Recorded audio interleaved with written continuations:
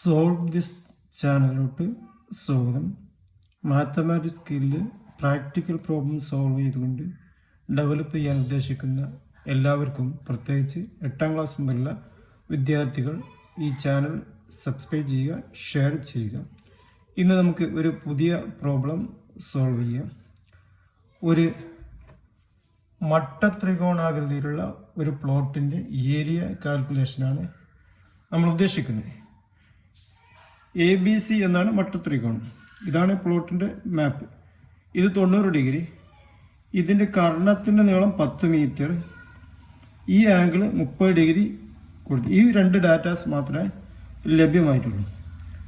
നമുക്കറിയാം, ഏത് മട്ടത്രികോണത്തിന് മാത്രം ഉപയോഗിക്കുന്ന ഏരിയ കാണിക്കുന്ന സൂത്രവാക്യമാണ് ½ × B × H.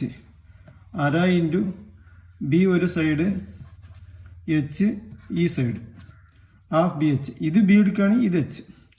ഏതായാലും ഇവിടെ ബിയും എച്ചും തന്നിട്ടില്ല, അത് നമുക്ക് കണ്ടെത്തേണ്ടതുണ്ട്.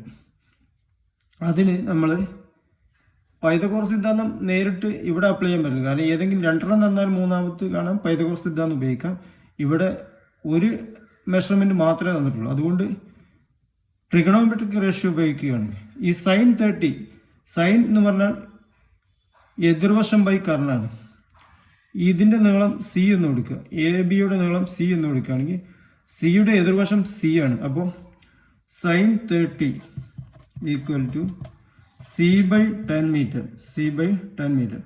അതുകൊണ്ട് C equal to sine 30 into 10.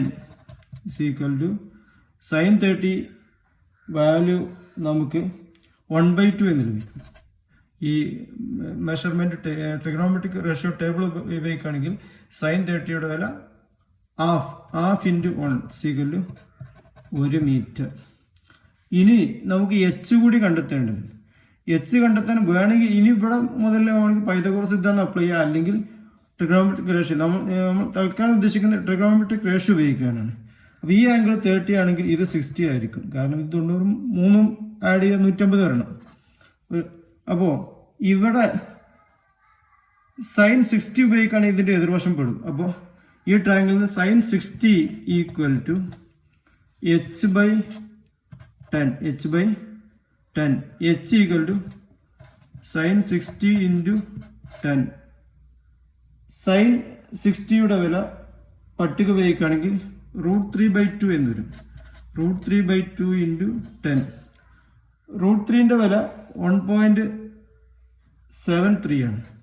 1.73/2 into 10.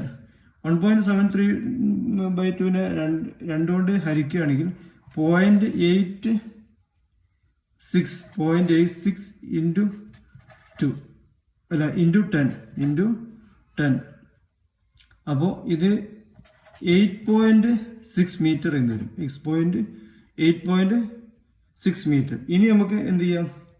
Area calculation. A equal to ½ BH. B നമുക്ക് കിട്ടി. B equal to 1 metre.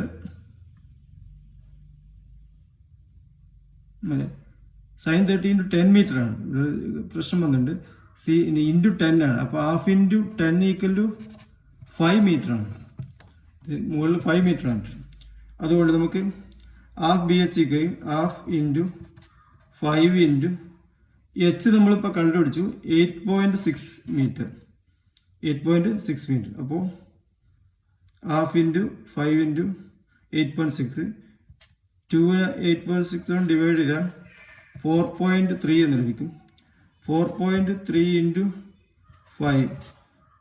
5 3 15, ബാക്കി 1 4 5 20, 1 23 15, 5 5 ബാക്കി 1 4 20, 21.5 m² എന്ന് വരും. 21.5 m² ആണ് ഈ പ്ലോട്ടിൻ്റെ ഏരിയ.